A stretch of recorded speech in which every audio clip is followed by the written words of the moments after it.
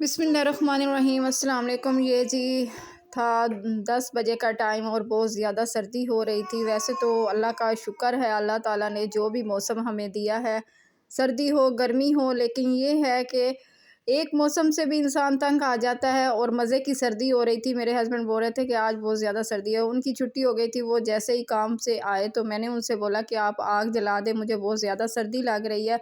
बच्चे भी ऊपर आ गए थे, अब्दुल्ला भी आ गया था, हसनैन भी आ गया था, हानी और जन्नत नीचे थे। और ये थे जी कपड़े जन्नत के, जो मैंने हर कहीं मैं इनको डाल देती हूँ और आपसे शेयर करती हूँ कि जन्नत के कपड़े के लिए मुझे बहुत ज़्यादा मुश्किल होती है। आजकल तो बहुत ज़्यादा मुश्किल हो रही है क्योंकि ये सूख नहीं रहे और मैं बहुत ज़्यादा परेशान हूँ। ये सबसे बड़ी मेरी परेशानी है। और हसनैन हैदर को चैन नहीं है। मैंने इसको बोला कि ये डोर जो है मुँह में लग जाएगी, आप ऐसे नहीं करो। तो कहता है ऐसे मज़ा आ रहा है मम्मा, नहीं लगती ये। उसके बाद जी मैं आ गई थी नीचे, और नीचे कमरे की मैंने सफाई की थी, जो कि थोड़ी देर रहता है कमरा साफ़ और थोड़ी देर के बाद बच्चों ने वैसे ही कर देना है। और जन्नत भी उठ गई थी, सारे काम मेरे हो चुके थे पूरे।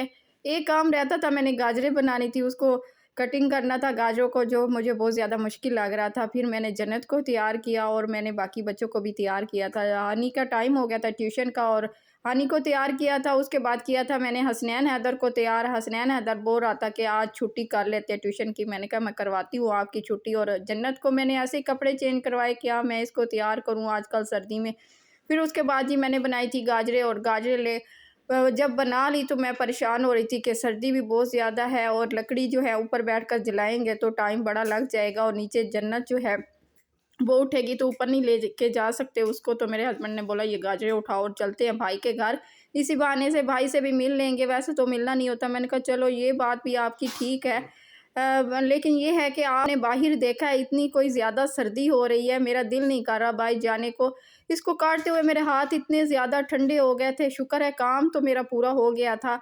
ये एक्स्ट्रा काम था जो बच्चे बोल रहे थे कि मम्मा जी आप हमें गाजरों का हलवा बना के दें। मैंने कहा आप अच्छे से पढ़ के आना, टेस्ट याद, इसका टेस्ट था अब्दुल्ला का, याद करके आना, गाजरों का हलवा तैयार होगा। अब्दुल्ला को बहुत ज़्यादा पसंद है।